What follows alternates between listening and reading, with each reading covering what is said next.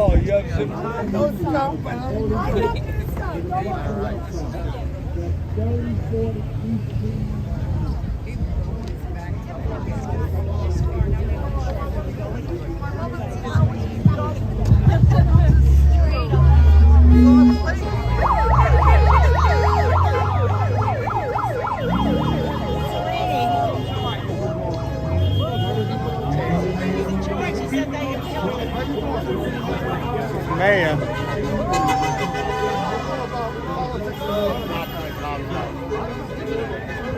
Oh, I guess what? These bastards. Let's go there. Hi, how are you? Right. I'm live on YouTube. Hello, everybody. Hello, everybody. Come on over. Let's gather around for a minute. Come on. Great to see everybody here. What a display of community unity. It's great to see. I want to come back to you. Let me just make a couple of announcements. One is very important. There are always Confederates in the crowd that do report things back, and sometimes they use words to hurt you. They will use words against you, and so be mindful of your words so they don't get twisted and the community does not get painted with an improper brush stroke. Because we know this is a very united community, a very caring community, and a very welcoming community. And let's make that clear. And we know that this community has undergone an organic change. An organic change that is actually stable, that is concrete, that makes things solid. We have a solid community and a united community. And we are here for a reason. We are here to protect the oasis. The oasis that is always termed as a desert, a transit desert, a food desert, a housing desert. Every kind of desert you name, they call us. Meanwhile, we are an oasis in the desert of New York City. They're concrete, vertical desert. The bottom line is this: we are here to preserve a quality of life. That's what we're here for. We are here to preserve a low-density community. That's what we are here for. We are here because we know at every level of government there is a war declared on low-density zoning. We know at the federal level, you can look at the Democratic National Platform. It is clear, it is written in there. You can look at Governor Hochul's state of her budget address, and it was in there. You can look at Senator Biaggi's tweets, it is in there. You can look at Alexandria Ocasio-Cortez, who has said to me, to my face, in a meeting, this is from the horse's mouth. She said to me, George, we are coming after your zoning. It is not going to be, it's not going to be quick, but we are coming after your zoning. From her mouth to my ears, if she wants to call me a liar, get her here. I will confront her. They'll never debate you. That's the way it is. Recently, there's been a turn of events here. Let's call it like it is. When this bomb was dropped on the community back in July of 2021, we were caught by surprise during a pandemic. We knew this was in the works before that. We had paperwork that suggests this went back at least 18 months prior. Now, the property owners, I won't call them developers because they're far from developers. The property owners, Bavona, Marciano, Zuccarello et al., they are looking to monetize our community and destroy our quality of life. Let's call it like it is. That is simply what it is. It is a clear case of investor greed before community need. That's what this is about. Plain and simple. Now we know in the beginning when it came out, we knew upon election, because we did our analytics.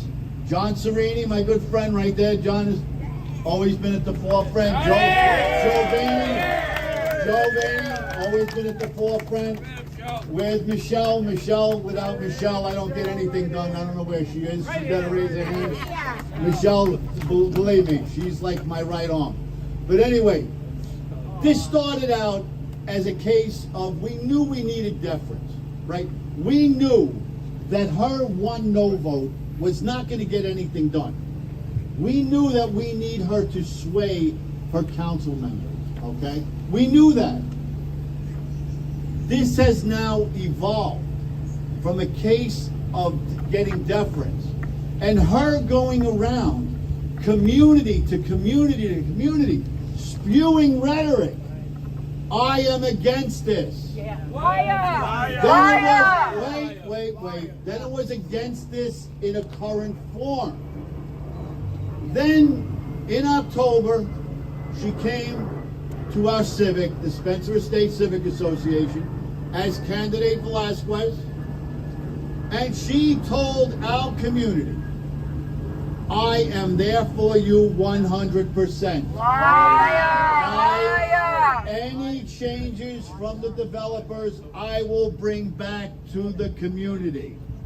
I am against this. I will protect your low density zoning. Then she was called out on the Open New York endorsement. She was endorsed by Open New York, and that was brought to her attention. Her reply, no, Open New York has nothing to do with this low density area. I am only there to support the development of certain areas in NoHo and Soho. Well, that turned out to be a no-go, don't you think? Look what she's doing here. Look what she's doing here. So now we have a case of this. It went from a case of deference to a case now we can't trust her. She can no longer be trusted. She needs to resign now. I mean, when you look at this, I mean, we were using some biblical examples in the case of deference. I don't know if any of you were at the Ice House, and we talked about deference being David against Goliath, with David needing his little rocks in his sling, and those were the council members. But now we've gone a little literary now. We've gone against the biblical. I mean, if you want to get biblical, I mean, she violates a commandment here. She do not lie. She lied to us. I mean, that's biblical.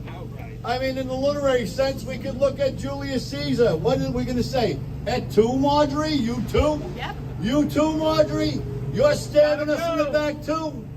What else do we need?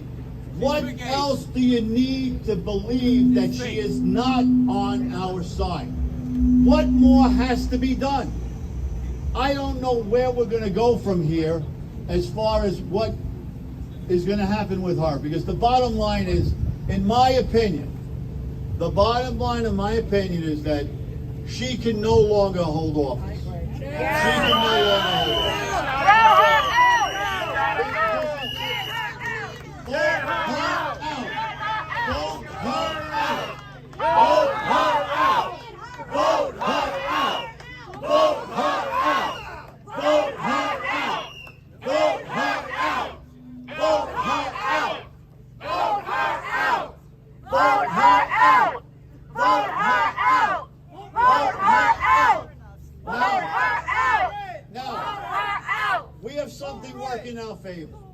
We have something working in our favor this time.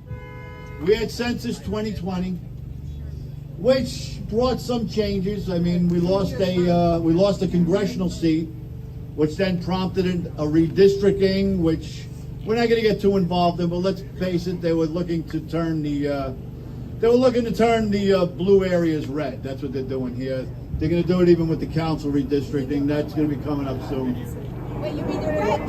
The red? No. She wants to make the She wants to make the red. Yeah. She wants to make things more blue. I mean, the community's feeling blue as it is with this thing here going on. So I mean, we're just gonna make it bluer. But the point that I want to get to here is that, as we go forward, with this, we have a shortened council term.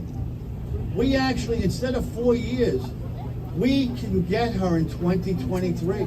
2023 comes quickly. Do we recall her? It does. 2023 comes quickly, and you know, in the realm, I just want to put this in perspective. In the realm of council elections, when you look at the Bronx County, the average margin of victory in Bronx County is well over 60%. Well over 60%. In CD 13, our district, we have the only competitive district. We're about 10 percentage points away. We were this close. If we just got 5% more of the vote, we have a tie election and we possibly have a victory. Now, there are a lot of speakers here today, and everybody's going to get a chance to speak and have their say on this matter. And I want to introduce somebody that's been very important. I want to see where she is right now. Right here. Where is she? Right here. Well, Tina Bat's cleanup. Tina Bat's cleanup. Tina the Storm. Where is I renamed it. Samantha? There she is. She's Samantha Zerka, area resident. She will be on the ballot in November. You know, for full disclosure, she will be on the ballot in November. And Samantha's going to talk a little bit about this project and about how it affects her and how it affects the community and maybe certain things that she might do to better the community. So it's my pleasure to hand the mic over to Samantha. Samantha, thank you. Thank you, everybody. Thank you. Okay, I'm Samantha Zerka. I'm going to be your next senator.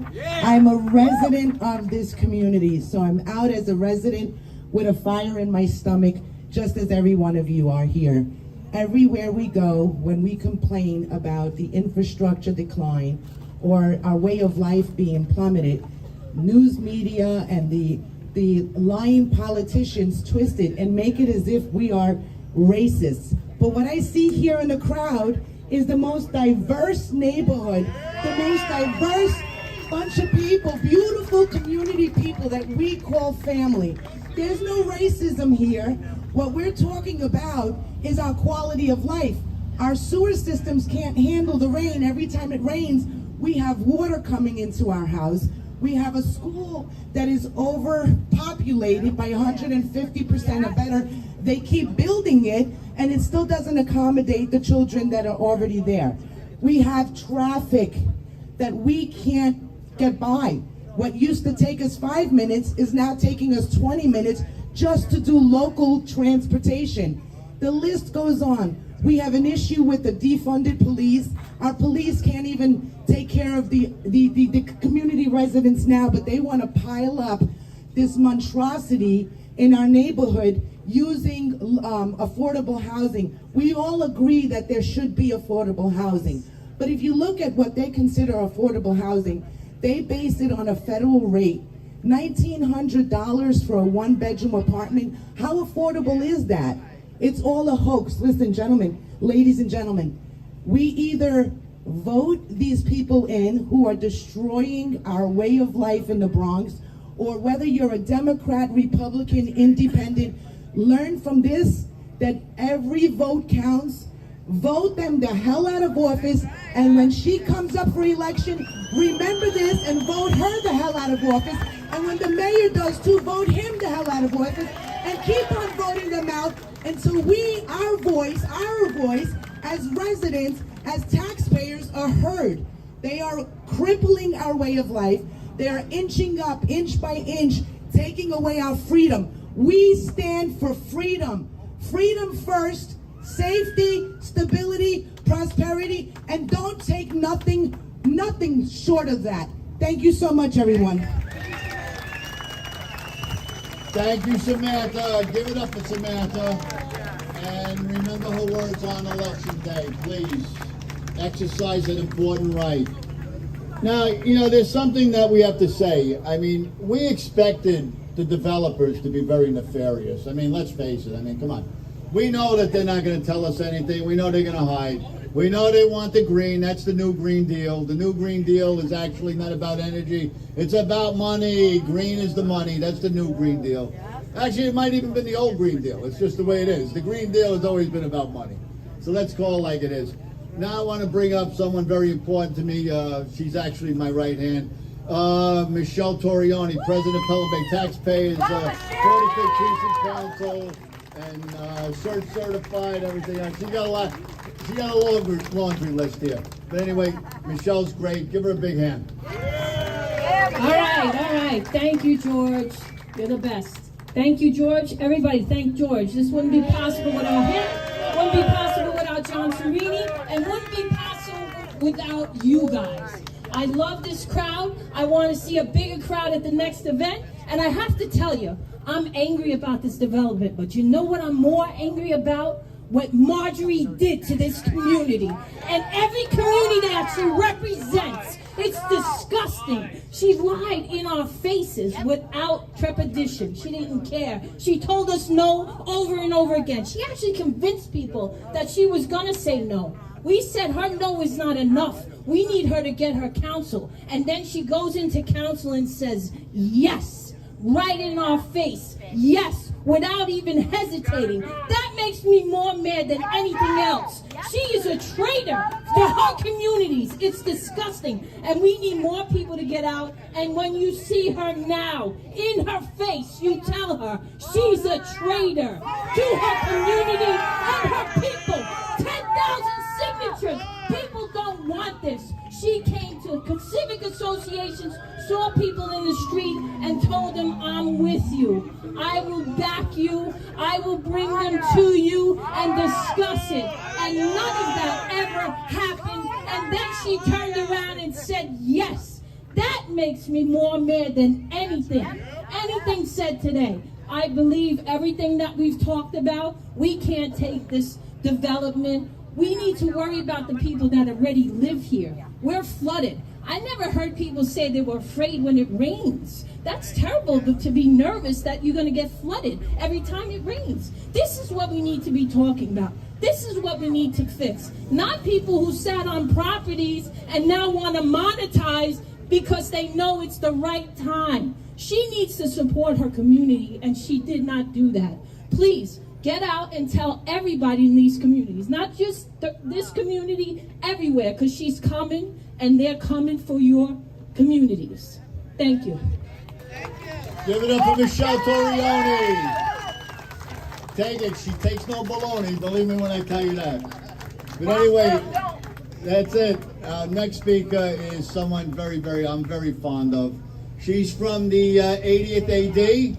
And she's going to be on the ballot, although we are in the 82nd. I mean, you can put the word out for her. It's my pleasure to bring up Tiz Nastasio. Tiz, how are you? Thank you, George. Like George said, I'm on the other side, but we're one community. CB10, CB11, we fight together for what we want. I'm angry over what Marjorie did. Our elected officials are supposed to fight with the community, not against the community. You cannot put profits over community, and that's what's happening here.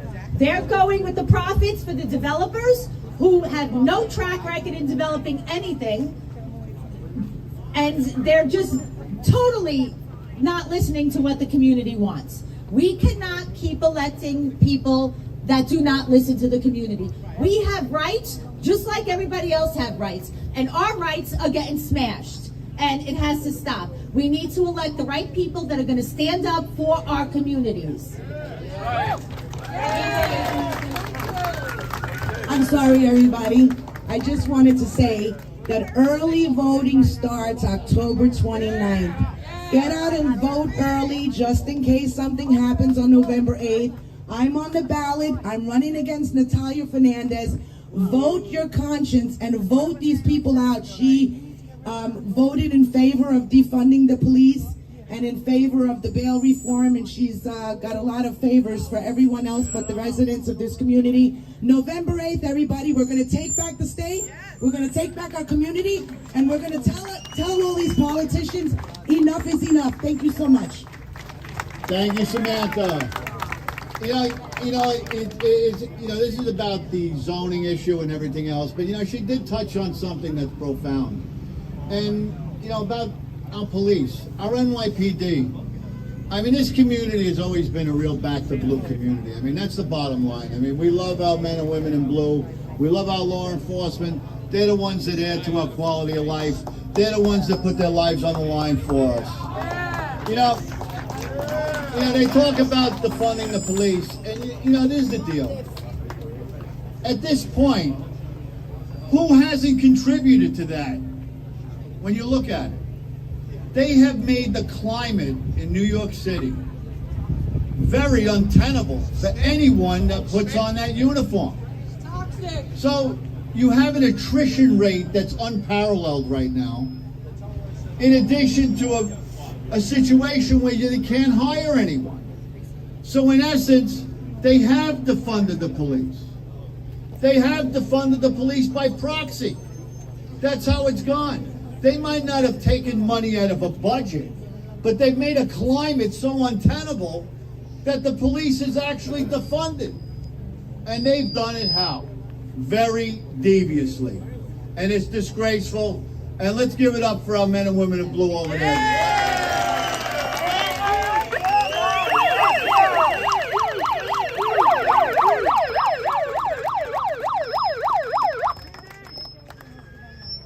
Now it's a pleasure to bring up a very, very good friend of mine, a dear friend, and you know, without him, this battle would not be where it is today. I got to say this. John Serrini is iconic. He's a dear friend. I'm proud to call him a friend, and he is, without a doubt, a friend of this community. Matter of fact, beyond a friend of this community. I don't know how to put it. It transcends words, what he's done, his value and everything else. John, my pleasure. Thank you. God bless you, George. Thank you so much for putting today together. Without George, like Michelle said, none of this would be possible. I have to make a quick announcement. A white Tahoe is blocking somebody. If you have a white Tahoe parked over there, please move it. The police are asking you to move it. So, you know, we started this when we found out, which was way after it was actually a thing, right? We found out almost a year after it was proposed. It was trying to be snuck under the rug, and we found out. George brought it to everybody's attention, and we started running with it. We started a coalition called the Bronx Coalition Against Upzoning. We're doing fundraising.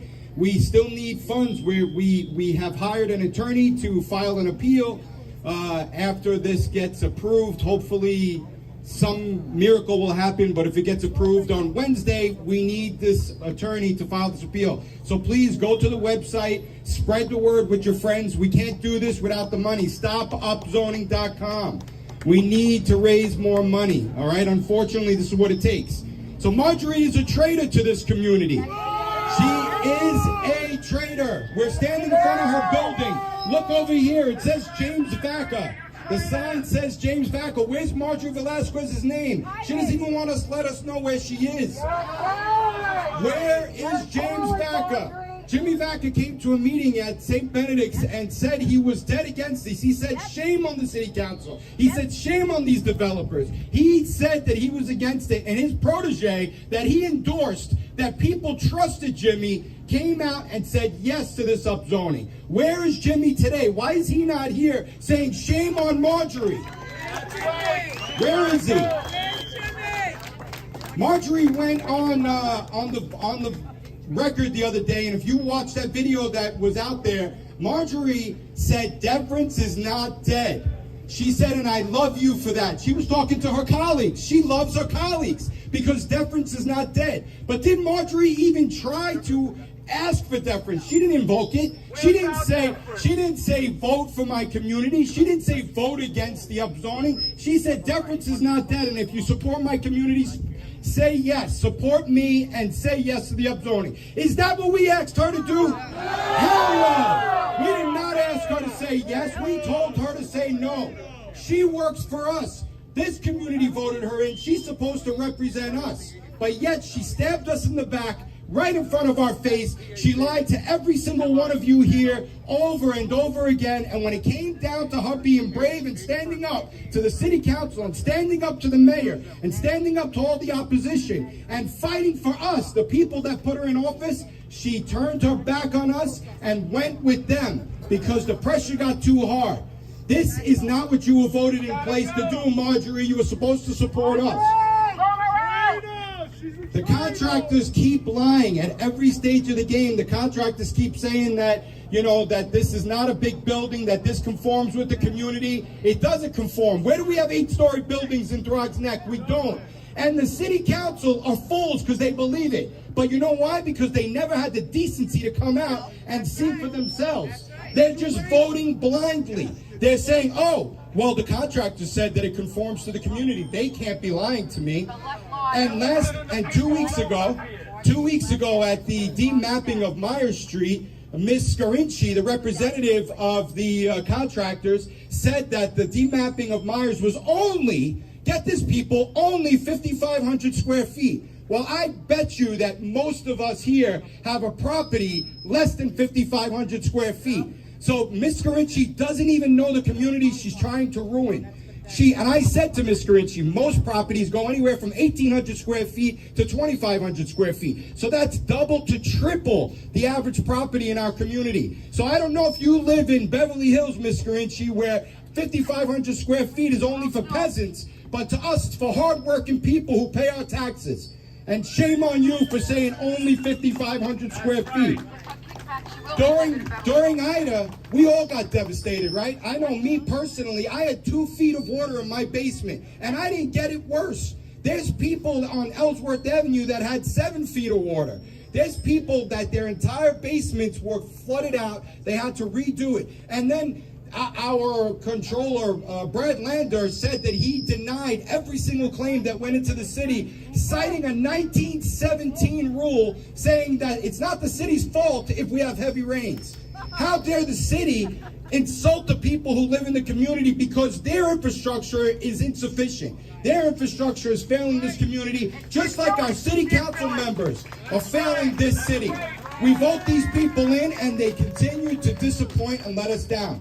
So like George said, let's change who's in office. Because when she got elected, she made us a lot of promises, and we can see she's lying to us. Let's make sure we get a new council person in, a new congressperson, a new senator, and a new assemblyman. We got to make sure that this community has people that give a damn about the people that pay the taxes.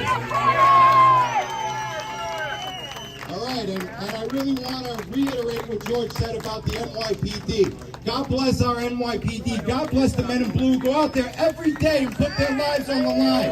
I love the NYPD, and I support them 1,000%. Thank you, guys. God bless you. John Serini, thank you, John. Give John a big hand. Come on, he deserves it. Give John a big hand. There's also someone in the crowd that, you know, needs acknowledgement, and he's worked on this. He's done a lot of research, a lot of things behind the scenes, and he's not one that really likes to talk, but I have to give him credit. Joe Vaney, raise your hand. Joe and his wife Joanne have been they've been unbelievable in this endeavor. I mean, don't go missing. He'll find you. I'm telling you, that's how it works. You know, it's interesting about the city council. A lot of people are unaware. You know, there are different positions in politics. City council is actually not considered a citywide position. It is a district position. A district position. And because it is a district position, it's really important that everybody realizes that the district council member usually gets the final say in land use matters. And that is simply called councilperson deference. They just simply defer to the area council member because they know what the council member needs, and she knows the wants and needs of their community. Now, something's going on here. If you look at Marjorie's statement, it's sort of hypocritical. I read the statement multiple times. As people will tell you, I read things like 20 times and overread them. I analyze them at every angle, and that's the way I work. And she said something like, and the 51 of us are gonna like shape this city. And I'm like, wait, you're a district council member. You know what's good for you. So now are you saying, by proxy, in the aggregate, all of you accumulatively together are going to decide on what's going to happen in every district in the Bronx? Are you, because you have a 2/3 majority that identifies, we'll say, as members of a progressive caucus? There's 34 members of council that identify as progressive.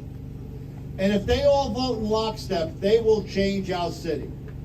And the interesting thing is, Mayor Adams said, we have a city of yes. We have to be a city of yes. I mean, give me a break. We already are a city of yes. You got criminals running around this place all over. You got pathways of permissiveness that they just go up and down, and they don't care about the law abiding. The only thing is, his city of yes is saying yes to the wrong people. That's what it comes down to. We have a city of yes. Maybe we got to turn it into a city of no. Maybe it's time we become a city of no. I mean, that's the bottom line. But the point is this. We cannot let the city council become too powerful. And by them voting in blocks and in lockstep, especially with a large coalition like that, they potentially can override the mayor and do anything they want to New York. You have 34 people that could just change a city of millions because they want to. And they are a minority. And they could take and overrule the majority. And that cannot be allowed. A message must be sent. A message must be sent. And now it is my pleasure to introduce the chair of the Conservative Party, a very good friend, a dear friend, Mr. Pat McManus. Give it up for Pat. Thank you, George. Thank you. Thank you, everybody, for coming out here today. Everything everybody has said out here today is right on point. We elect all elected officials. They're elected to represent us. I'm not feeling very represented right now. I don't know about you people. We need to recognize this in November. And we got to hold all of the electeds on all levels of government accountable. This has been going on for years. Marjorie is just, she's just the current one. This is going on. We need to wake up, okay? I myself as the chair am working very hard to bring you candidates that are going to make this change. I'm doing my job. I need to ask you to do your job. We need you to come out and vote, and we need you to bring your friends to come out and vote. Because this is the only way we're going to change things. This day and age, our electeds are only getting into office to further themselves, and they're bought off by big business, big developers, and we all recognize that. But yet, we're still not coming out and voting. And we're not voting for the right candidates. We're just not coming out. And I'm asking everybody here, everybody, you come out on November 8th, you vote for the right candidates, you vote for Samantha, you vote for John Greenie, you vote for Tiz. The local leaders are the most important to us on these issues. And this is what we lose sight of. Everybody comes out every 4 years and votes when the president is running. The president doesn't affect our community as much as our city council members. And I'm asking all of you, please come out November 8th, bring 5 of your neighbors, motivate your neighbors to come out. And that's the only way we're going to change this. Thank you very much. And again, thank you, George. You've been incredible. Thank you, Pat. It isn't, listen, there's nobody incredible. It's the community. This is a big effort, because community is nothing but common unity. That's what it is. And when we all band together, this is what happens. These are the results. And it's my pleasure to bring up now a friend of mine. He's actually from another part of the Bronx, but he's been supporting us. He's pretty well known in his area, and he's a veteran, and he's a community activist. And it's my pleasure to bring up Efren Gonzalez. Efren. Thank you, George. I'd like everybody to know I've been in the area of Parkchester when I was a child since 1971. Michael DeMarco and John Calandra were my elected officials. I never forget that. My father's a very good friend of his, and was, because he passed. But what I want people to understand is that when we're looking at this race for state senate, we have to understand something about Natalia Fernandez. And there was a big fiasco that was brought out by the fact that she lied to the community also. Natalia Fernandez, the assemblywoman who was running for state senate, her father is a developer. I don't want anybody to think that I'm just trying to say this to be facetious, but I think the community needs to understand. You gotta be careful how things are painted, because what happens to people, right? What happens to people when they don't pay attention is that they'll just start bringing things in. And just like George mentioned about the city council, developers will keep playing the game, but when you have elected officials that are with the developers, and what happened with Marjorie Velazquez, to me, showed that she doesn't belong to be an elected official. Because when you are an elected official, and I'm gonna say this to anyone who wants to run for office, you don't put one foot in the water and one foot out when you're saying that you're with your community. That's not how it is. You have to be with the community. It was embarrassing. It's actually heartbreaking, because as a veteran, this is going to affect veterans, but it's going to affect everyone. But I'm scared because veterans they're going to have it tougher, just like everybody else. So I want you to know that you got to pay attention. You vote. You got to come out and vote.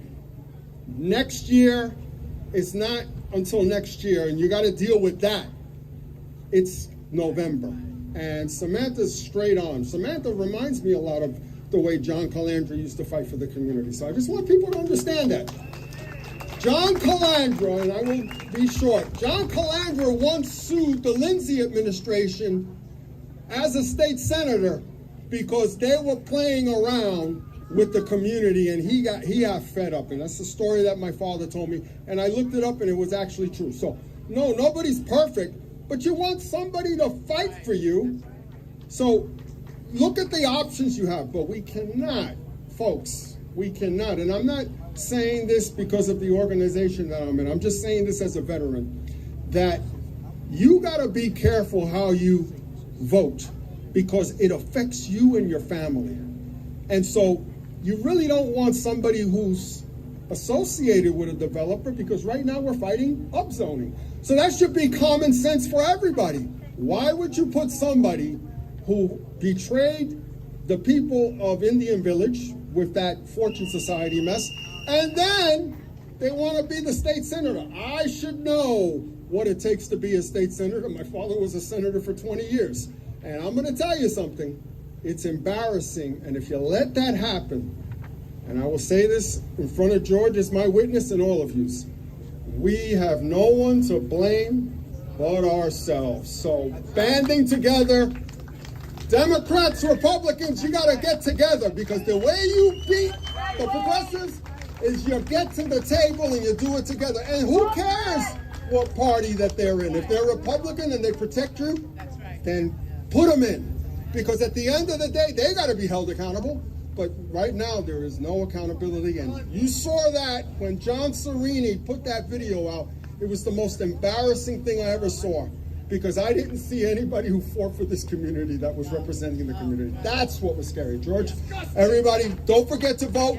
Happy Columbus Day. But you know what? We got to protect our community. Thank you, Efron. He brought up a name from the past, and about Councilman DeMarco, and this is pretty telling. And this is just by happenstance. This was just coincidence. Many years ago, Councilman DeMarco told me something, and I was very naive. I was very young, and this is where it sort of resonates with what's going on today, because that's where our little hashtag comes from. He actually said to me, George, let me explain something to you. Once you lose your zoning, you now lose control, and you lose your community. an area zoning, a neighborhood zoning, is its best weapon against politicians, and he was a politician. He said it's our best weapon against politicians and developers. He says, you have your zoning, you got protection. That is what you got to guard with your life. That is your most important weapon, is your zoning. And he said to me, when you lose your zoning, you're going to lose your neighborhood. And that is where our little hashtag came from, lose your zoning, lose your community. Because it is true.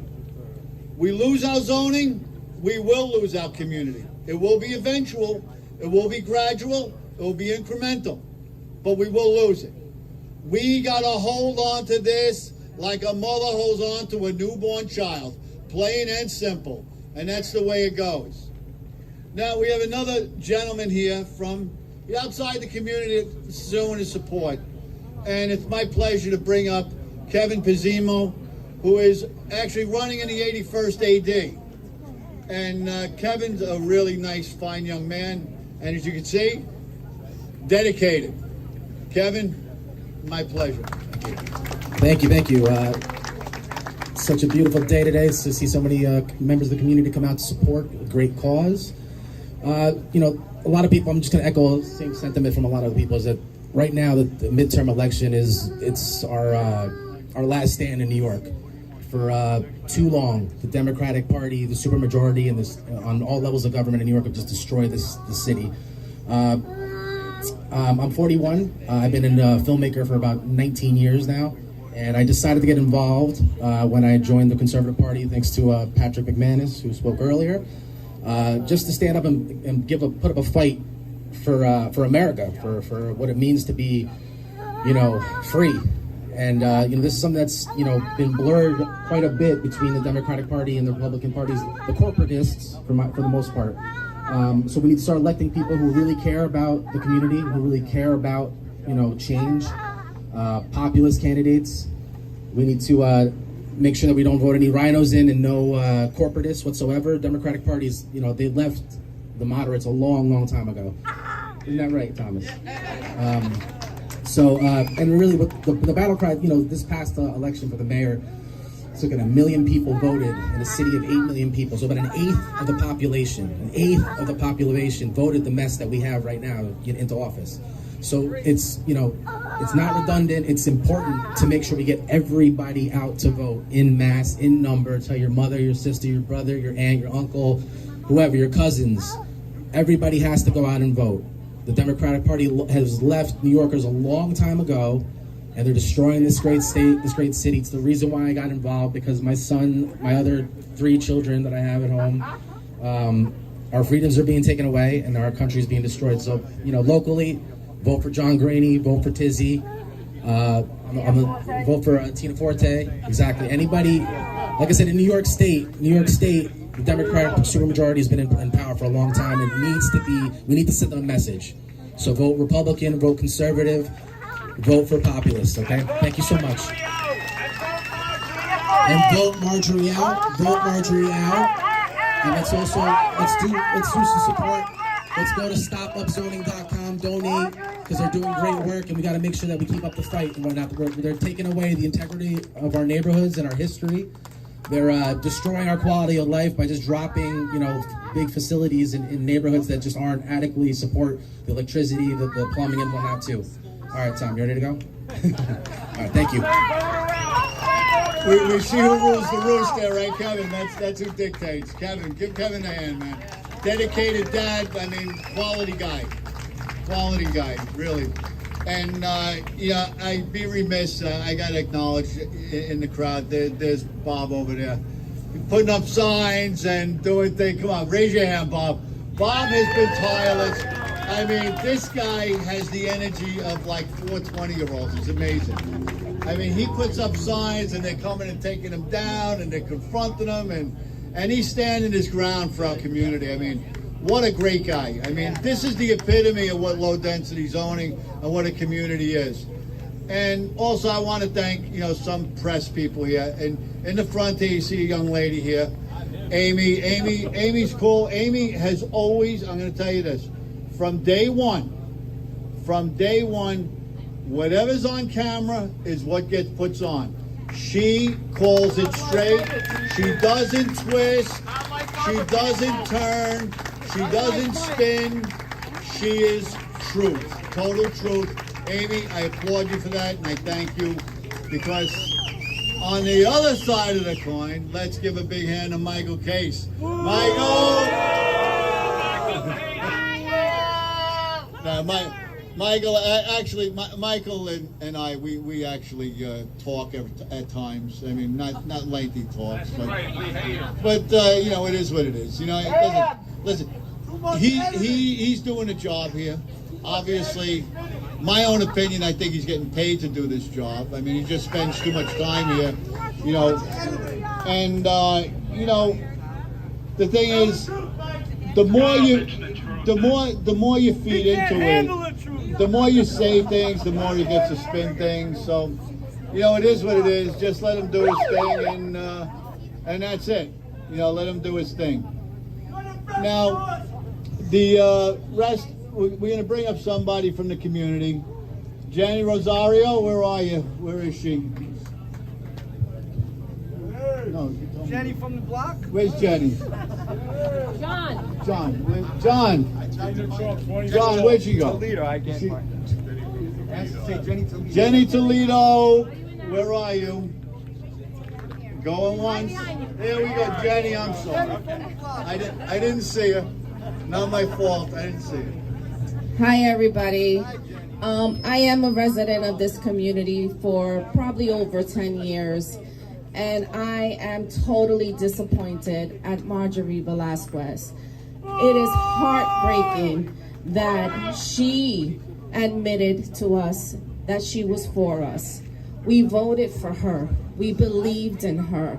We respected her, and she spit it on our face.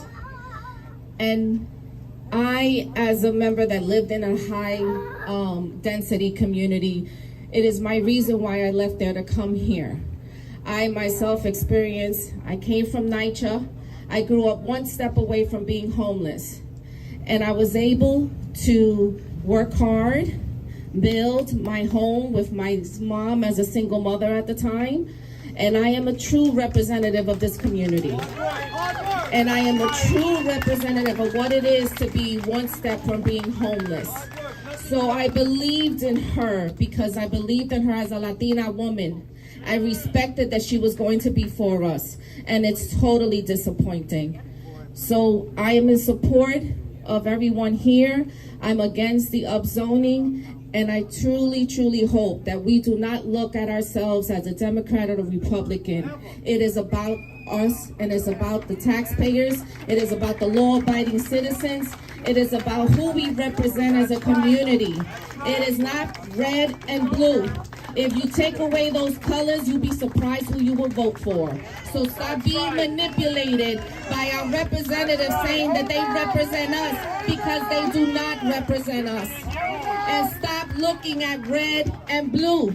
Vote for who supports your community, who respects you, and who are accountable for doing what they're supposed to do for us. Take away those colors. We will never survive in this country if we continue to look at red and blue. It is not about that. It is time that our voices be heard. If you all remember in Puerto Rico, they took down a government. They literally, our community fought daily to remove criminals who totally sold us to the worst. Do not let that happen, guys. It's not about being black or white. It's not about being brown. It's not about being yellow. It's about looking at people that look out for us. It's about time that we represent and we nominate and select people and vote people in that are going to represent who we are as all. We are one. We bleed red. We bleed together as one. So remember that when you go vote, don't look at that color. Look at your community and what they've done to destroy our community. Trust me, I didn't leave the South Bronx for nothing. If you all know what the South Bronx looks like. So trust me, please, do not look at those colors. Look at the people that's going to represent you. Love you all. Thank you, Jenny. Now, we have some support, you know, on the other side of the Bronx there in the 80th AD and the, actually part of CD 13. They got some issues going on over there. Just home with convict housing going in. Also, another main thing, another similarity, no community input. No community input. What's going on? We have agencies. I mean, we go to community board hearings, well, which I'm no longer a member of. That's another story. But anyway, the DOT used to come in and they used to present something and a plan. They would say, like, what do you guys think? You know, can we amend this? Add something to it, take something away? You know, what do you guys think about this? Now they come in and it's a presentation. They tell you what they're going to do. This is about the agencies now. This is how all levels of government has been trickling down. It's a very authoritative thing going on. I mean, the DOT, I have given them the acronym, the Dismiss Outthought Agency, and now I don't get any calls back from them. So that's just the way it is. You know, they use the cancel thing. And the cancel thing is actually big, because I don't believe it's a coincidence that after I brought this to highlight it and started a petition against this upzone, shed some light on the upzone, and a lot of others joined in, then all of a sudden I'm up for reappointment in the community board and I get a letter saying, your district council member does not think you are fit to represent and sit on the community board. I mean, is that unbelievable? The district councilwoman said, I am not qualified to sit on the community board. That is unbelievable. That's just how it went down. You're a true leader. And that's the way it works. But with pride and pleasure, I bring up a dear friend, and this is Bernadette Ferraro. Bernadette Ferraro heads the Van Ness Neighborhood Alliance. She's a member of CB11 still. She's still a member of CB11, right? Still a member. They haven't gotten rid of it yet. And she's been an activist at basically every level, and it's my pleasure to bring her up. She's always been very supportive of us. Thank you, George. Thank you, George. Always supporting. Just so everybody know, I'm a longtime member.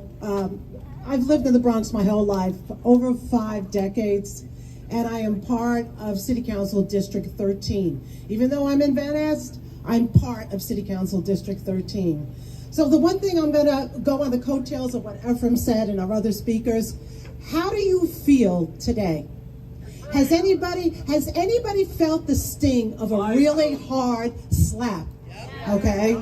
Do you remember that sting? Has anybody had a hard punch to the stomach? Do you remember the air taken out of you? Remember that, okay? Remember how you feel right now. Because as we move forward and as we will, as communities, we will be giving a new focus. It's going to be a new plate. There's going to be other words, but be smart. And as Ephraim had said, and the other speakers have said, no more red, no more blue. Is that candidate friends or have deep roots with a developer or any developer or land use? Do your homework. Where does the money come from? Always look to see where the money comes from. And the endorsements. Be smart and educate your neighbors. Educate your friends. Say, yeah, well, yeah, this person said this. But where does the money come? Be smart. So moving forward, what we need to do is understand that if a candidate, and they're going to be coming out of the woodwork, remember that, where are their priorities? Is their community first? Where do they live? What's important to them? Who's giving them money? Who's endorsing them? Because I'm very upset, of course, because I didn't want this outcome. I was like, no, I'm just being paranoid, whatever. It's just very sad. But remember how you feel. Just understand, I was a gymnast for 17 years as an adult. I learned about conditioning. I learned about staying focused. And as soon as something took off my attention, my coach would say, stay focused. go work out. I did this for 17 years as an adult, before my son was born, so I can stay focused. I do know where I talk, and stay focused, everyone. Stay conditioned. Focus on your communities. Remember how you feel now. There's that old saying, shame you once, shame on you. Shame you twice, shame on me. Thank you. Thank you, Bernadette. Remember Bernadette's words. You know, when you look at any relationship, I mean, you could look at it through any domains. Trust is basically the foundation of any solid relationship. I don't care what type of relationship it is. Trust is what we build off. I mean, it is definitely, right now, we could say, without a doubt, without a shadow of a doubt, we've lost trust in our council member. We really have lost trust. We've lost faith. And the betrayal, the treasonous behavior that she has shown to this community, I don't know how that could be atoned for. That's why she's got to go. I'm telling you, she has violated our community trust. She definitely has. And I hereby now, I say she is now on trial for crimes against the community. She is on trial for her treasonous behavior. She is now on trial. And now I am going to introduce the judge that's going to render the verdict. It's my pleasure to bring up Tina Forte. Tina. How you doing, everybody? Marjorie, you are guilty as charged. And I told you when I met you in Throg's Neck on 9/11 that you do right by the community, or I will put your feet to the fire. Well, I am here to tell you your feet are to the fire, because I am going to hold you accountable. I'm going to call you out like I've been in the streets after COVID, calling everybody out for what they have been doing. I've been fighting for the community, for the city, for the state, for the business owners, for the children. I've been a fighter for years, and I'm here to say I'm going to fight for every single one of you, because as a congresswoman, I get to call her out on everything and hold her feet to the fire, and that's what I'm going to do, because I have a fire in my belly that's never going to go away, because I have a passion for this country and our community. I back our blue. I love our citizens. It's we the people. It is we the people, and you have to remember that you have to stand together. So what I always said when I'm fighting in the street is stand with me, fight with me. I will be your voice. I will come for you on your day that you're going to get voted out, because whoever runs against you, Marjorie, I will back them, and I will make sure I use my platform to take you down, because of what you are doing to Bronx Neck. I was born and raised here, and I will continue to fight, just like I will fight when I am your congresswoman, because the days of AOC have to come to an end. The days of Marjorie Velazquez have to come to an end. It's time for the people to have a voice. It's time for us to take our city, our state, and this country back from these Marxists, these communists, these liars, and these traitors.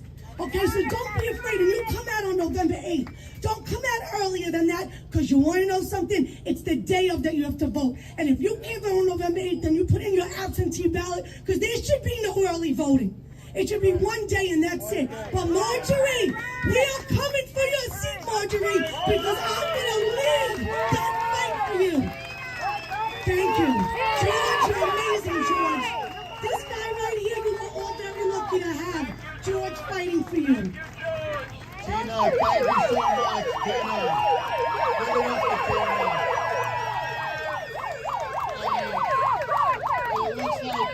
It looks like the verdict came in, and I would have to say it sounds like it was a guilty verdict. I mean, let's go with time. Vote her out. Vote her out. Vote her out. Vote her out. Vote her out. Vote her out. Vote her out. Vote her out. Vote her out. Vote her out. Vote her out. Vote her out. Vote her out. Vote her out. Vote her out. Vote her out. Vote her out. Vote her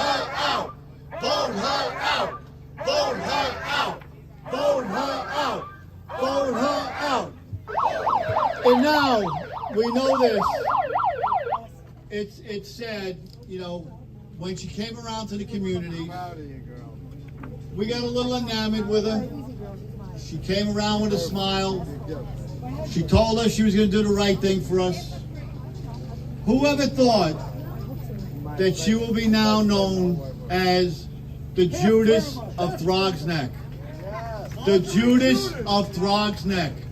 She sold our community. 34 parcels of land. She sold our community. Did she get 30 pieces of silver? I don't know. But one thing I do know, when you check campaign finance, she's getting money from the unions. Yes, she is. She's getting money from the unions. You know, this is the thing that really gets me with her. When you looked at the years leading up to this election, when former Councilman Joe and I was in office, all she did was vilify him. I mean, he was held to the fire.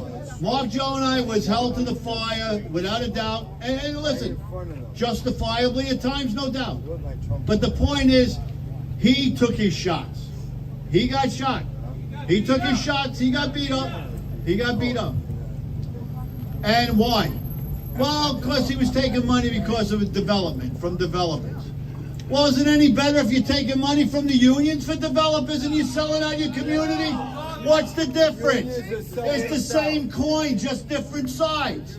So the bottom line is, I'm telling you this, and I said it to her, and she got pissed off.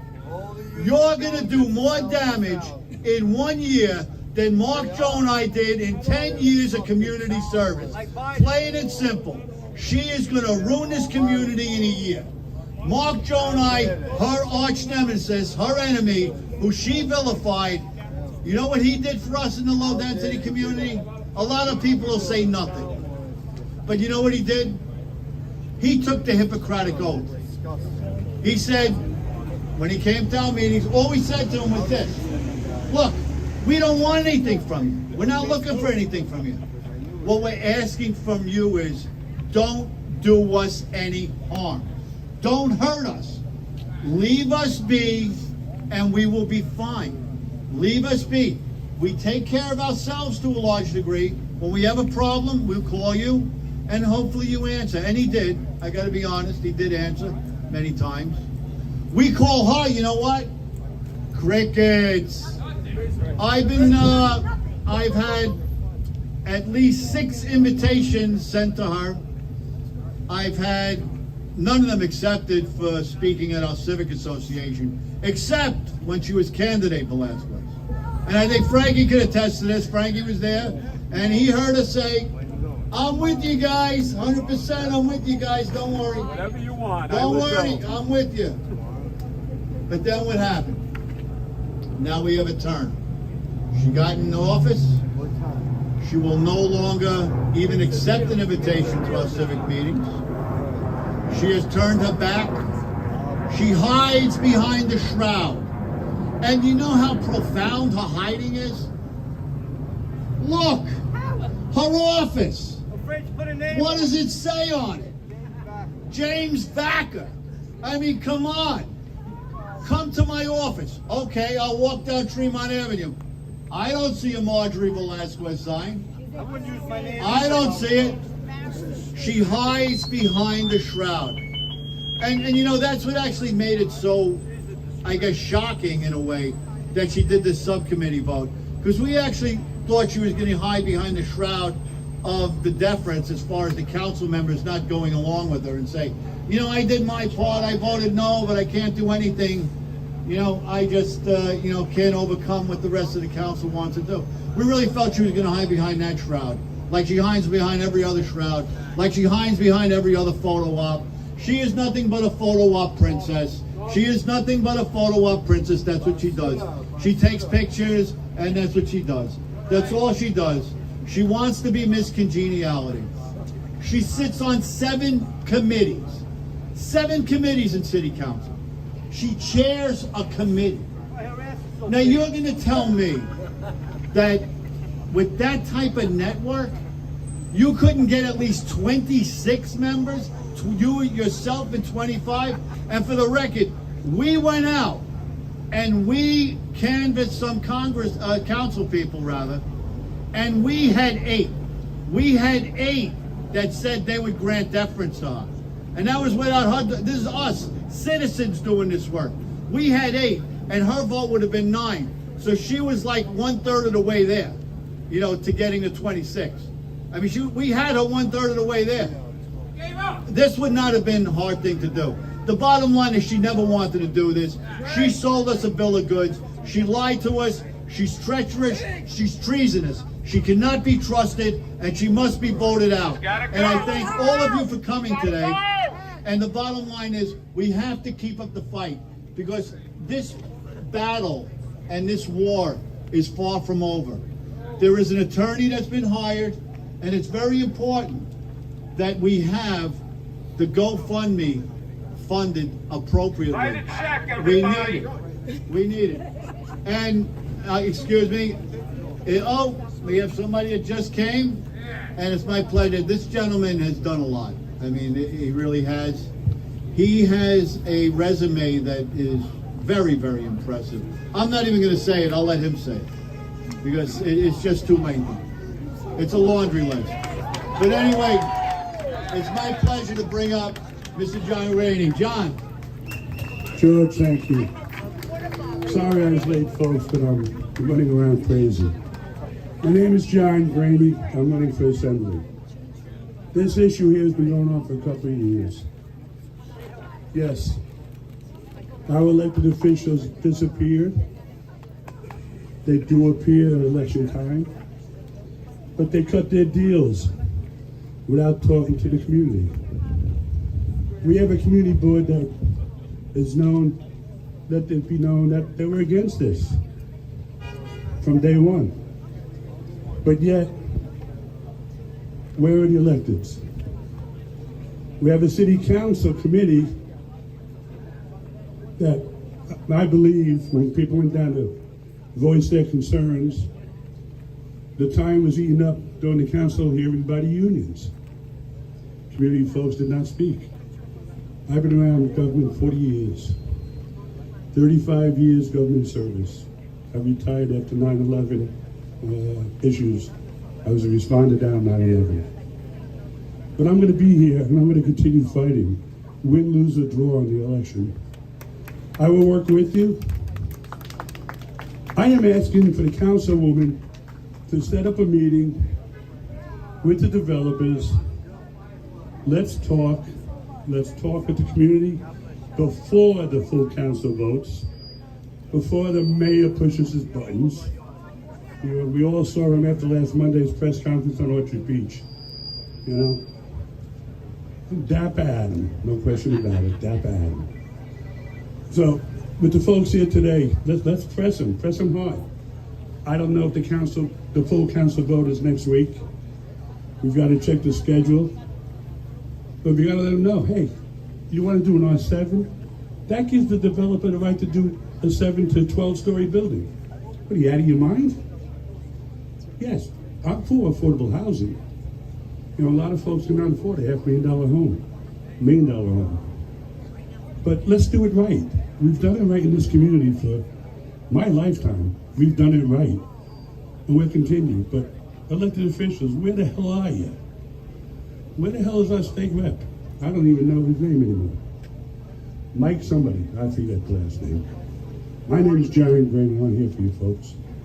So let's fight together. And thank you so much, George and John, for bringing us together, and Tina and Samantha. You know, let's make sure that, you know, make sure your neighbors know how to vote. It's not a mortal sin to vote Republican. Thank you, folks. Thank you, John, for your years of dedication and service. We're proud. We're proud to know you. Yeah, going forward, this is the way it works. This is definitely going for council vote. Listen, anything can happen. You got to look at it that way. Anything could happen.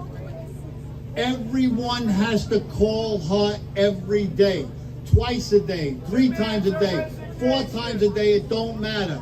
718-931-1721. You gotta call her and call her and call her. The vote is gonna be next Wednesday or Thursday, we believe. We're not sure. The calendar's not set in council. So we gotta expect what we gotta expect. Right now, we're expecting it to pass. But also, we are expecting a court battle. The court battle wage is determined by the amount of funding we have. And I've been told that this is a very winnable battle. That's what I was told. Now, in these land use matters, attorneys will tell you right off the bat, look guys, especially since you're on this side, because usually they're fighting for the developers to get the zoning, to get developed. Usually they're not fighting for a community going in the reversal. And this has been described to me as a battle that is totally winnable. Totally winnable. But it's all going to depend on this community and how much we want to fight. You know, these people have been acting like bullies. They act like bullies because they're like schoolyard bullies that want to take your lunch money. I mean, how much are we going to take from them? How much are we going to take? We don't have to take anymore. Please donate. Go to www.stopupzoning.com. Donate to the GoFundMe. We need money in the coffers to fight this. And we can win this. If it wasn't winnable, I wouldn't even be wasting my time here. This is just one battle within a war. Hey, listen, during the American Revolution, our side lost more battles than it won. Remember that. They really did. If you look at history, a lot of victorious sides lost a lot more battles than won the war. And that's how it works. And that's how this community is going to be. We're going to lose some battles along the way. But with you and with everyone else and reaching out, we will eventually win the war. And that's what you got to bring home. Can we donate directly without giving 15% to GoFundMe? You can write a check, John Serini, Tech with John. You can write him a check. Everything, they're a 501c3. The Bronx Coalition Against Upzoning, and the check gets written out to the Bronx Coalition Against Upzoning. And I thank you. A lot of people are hesitating because they got to give 15%. No, I get it. You don't have to. It's fine. You don't want to Listen, give the 15%. small donations help. Every little bit help. You don't have to give 50. You can give 10. You can give 5. You can give anything you desire.